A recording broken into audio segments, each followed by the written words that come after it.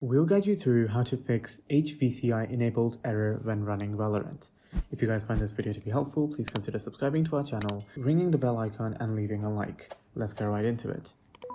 So if you're getting this error right here, then you probably need to enable your HVCI. The first thing we need to do is we need to restart our computer and go into our BIOS to enable HVCI. So just go ahead and restart your computer. Getting into the BIOS is pretty simple. All you have to do is press either your F1, F2, F10 or delete key. Now, in order to know which one it is, you can try pressing all of them, or your motherboard will tell you exactly what to press because there will be text at the bottom side of the screen. Once inside your BIOS, it will look something like this. If you have a search icon on top, just click it and then you can type in virtualization and there it is, Intel Virtualization Tech.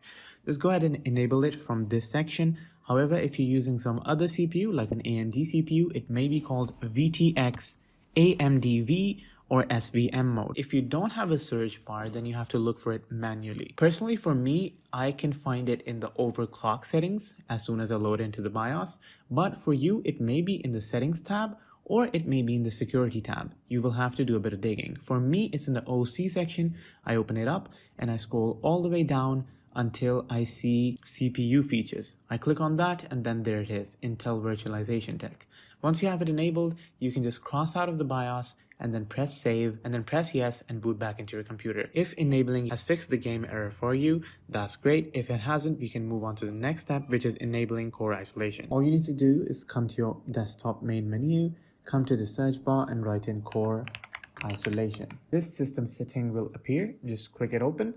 And once it's open under this memory integrity, if it says off, you need to switch it on. Once you've done that, try launching your Valorant after restarting your PC, of course. And then if it works, we're all good. Basically, Windows security and this core isolation system setting of theirs block Riot Vanguard, their anti-cheat system, from acting properly. Once you have the memory integrity disabled, everything should work smoothly and your Valorant should run fine.